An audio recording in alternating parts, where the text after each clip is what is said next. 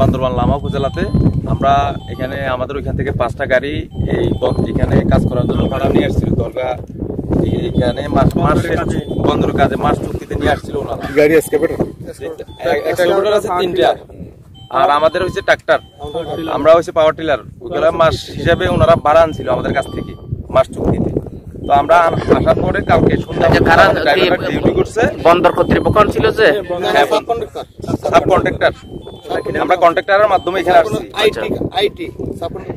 হ্যাঁ, এরপরে ড্রাইভার সন্ধ্যা পর্যন্ত ডিউটি করছে।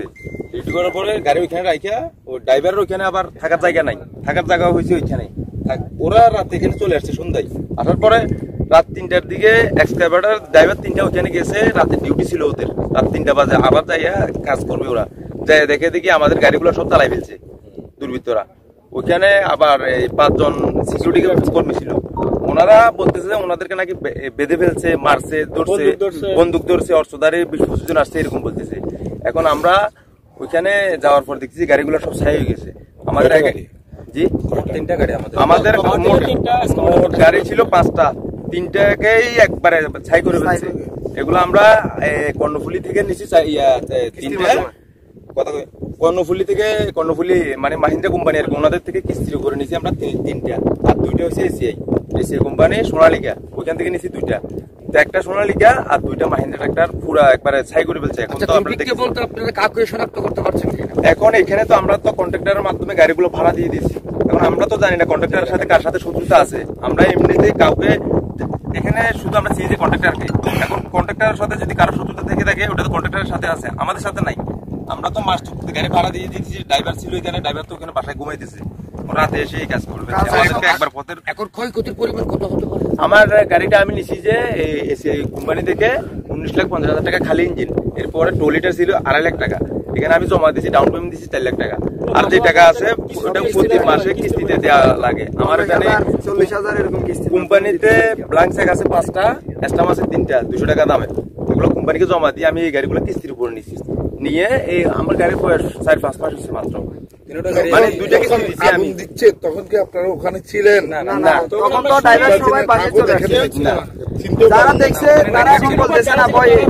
এখানে যারা সিকিউরিটি গার্ড ছিল তারা দেখছে, দেখে এখন ভয়ে আবার এখানকার এখন আমরা এসে শুনতেছি যে 5 জন সিকিউরিটি গার্ড ছিল, ওনারা বলতেছে যে কি ওনারা আগে দেখছে, ওনারা তো স্থানীয় এখানকার বলতেছে না, ওনারা এখন ভয়ে বলতেছে না। ওনারা সবাই চিনতেছে না, ওনারা সবাই চিনতে পারছে, ওনারা নাকি সবাইকে চিনতে পারছে। আমরা এর সঠিক বিচার চাই আমাদের। এখন আমরা কি সাইবার মতো কিছুই বলতে এখন আপনাদের কথা সবই বললাম। আমাদের এখানে আমি 4 লাখ টাকা দিয়ে গাড়িটা নিয়েছি, 26 লাখ টাকা আমার সুপারির কাছে ঋণ আছে। আমার 5টা চেক অলরেডি দেয়া আমাদের কাছে। আপনাদের মনে করেন 4 লাখ টাকা দিয়ে এখানে জমা দিছি, ওইটা আমরা ওদের কিস্তি থেকে নিছি টাকাটা। এখানে কিস্তি চালাইতে হবে, ব্যাংক চালাইতে হবে, এমনকি আমাদের পরিবার সবাই চলবে। কন্ট্রাক্টরকে দিবেন? হ্যাঁ, কন্ট্রাক্টর আইডি মানে আমরা ওই যে গাড়িগুলো ডাউন এখন আমি যে গাড়িটা দিছি ওনাদেরকে, এটা বয়স মাত্র 4 মাস। আমি 5টা চেক দিয়ে অফিস থেকে গাড়িটা নিছি, ব্ল্যাঙ্ক চেক সই করে। আমি যদি গাড়ি টাকাটা দিতে না পারি তাহলে আমার অফিস ওই ব্ল্যাঙ্ক চেক আর 3টা স্ট্যাম্প দিচ্ছি 200 টাকা দাম, তাও ব্ল্যাঙ্ক। ওনারা যা ইচ্ছে তাহলে আমার মামলা দিবে। এখন আমি মরে যাওয়া ছাড়া আমরা এখন বলতে গেলে আপনারা নিশ্চয়ই তো আচ্ছা ঠিক আছে জামিন নিতে হয় সবগুলো, এগুলো সব হাইকোর্টের ব্যাপার স্যাপার, মামলাগুলো হাইকোর্টে হয়। অনেক বড় একটা ঝামেলার মধ্যে আমরা এখন আমাদের নাই গাড়ি, আমরা কি গাড়ির কিস্তি দিব কিভাবে? আমরা এই মামলা পরিবার কিভাবে চালাবো? বিশাল একটা গাড়ি দিয়ে আমরা। আচ্ছা ঠিক আছে। ওকে, ইব্রাহিম শাকিল এন্টারপ্রাইজের ওয়েটার। আমি কাজটা শুরু করছি 2 মাস হচ্ছে। 2 মাস যাবৎ আমার থেকে এখানের যে আমল থেকে যারা এখানে সন্তানী গোষ্ঠীরা বড় হয়েছে বা আমলকে 200টা যারা বড় হয়েছে জলদস্যুরা, তারা দীর্ঘদিন ধরে তারা আছে এখনো, তারা আমার থেকে চাঁদা দাবি করে আসতেছিল। তাদেরকে চাঁদা দিলে আমি কাজ করতে পারবো না, আমি পারবো। তারা বলতে তারা বলতে গেলে এখানে হচ্ছে যে যিনি সাবেক চেয়ারম্যান ছিলেন তাদের ভাইয়েরা বা তারা, তারপরে এখানে আলো জলদস্যুরা আছে, তারপরে হচ্ছে যে এখানের যে পাওয়ারশালী পাশে যে এখানে আসতে আমরা দেখছেন যে আহ্বাল তাদের সঙ্গপাঙ্গরা তারা বলে আসতে যে তাদেরকে চাঁদা দিতে হবে, কাজটা তাদের দিয়ে দিতে হবে, এরকম সেরকম। আমি বারে বারে বলতেছি যে আমি একটা করে চাঁদা দেবো না, আমি লিগেল মানুষ, আমি শান্তিপ্রিয় মানুষ, আমি এখানে কাজ করবো, লিগেলি কাজ করতেছি, লিগেলেই আমি কাউকে একটাও দিতে রাজি না। কালকে বিকেলবেলা তারা এখানে এসে আমার বাসাতে এসে তারা মারধর করছে। এই যে বাসাটা, তো সাথে 4-5 জন ছিল, তাদেরকে আমি সবাইকে চিনি তাদেরকে। এখানে যারা আমার সিকিউরিটি ছিল তারা ওদেরকে চিনি। তারা এখানে আমার থেকে সরাসরি চাঁদা দাবি করছে এবং আমার সিকিউরিটিকে তারা হুমকি দিয়েছে। এবার বিকেলবেলা তারা এখানে পর্যবেক্ষণ করছে।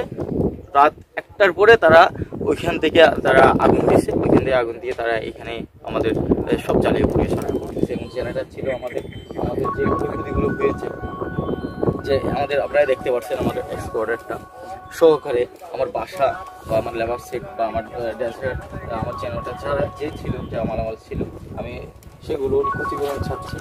আর তাদের আমার এখানে প্রায় কোটি টাকার ক্ষতি হয়েছে। আর এখানে যারা এই কর্মকাণ্ড ঘটিয়েছে আমি তাদের সুষ্ঠু বিচার চাচ্ছি এবং তাদের আমি সরকারের দৃষ্টি আকর্ষণ করছি এবং বন্দর কর্তৃপক্ষ দৃষ্টি আকর্ষণ করতেছি আপনাদের মাধ্যমে দিয়ে, তারা যেন সুষ্ঠু তদন্ত করে সুষ্ঠু বিচারের আওতায় তাদেরকে আনেন এবং যথাযথ শাস্তি প্রদান করেন। এবং আমাকে যেন এক ক্ষতিপূরণের, যে আমি গাড়িটা ভাড়া আনছি, যে গাড়ির আমার কিস্তি এখনো শেষ হয়নি, যে গাড়ির কিস্তি আছে, এটা হচ্ছে হওয়ার পরে এখন আমি এটার বিচার চাচ্ছি সবার কাছে, সকলের কাছে। আমার নাম সাক্ষী। আচ্ছা, আমি সাতক্ষীরা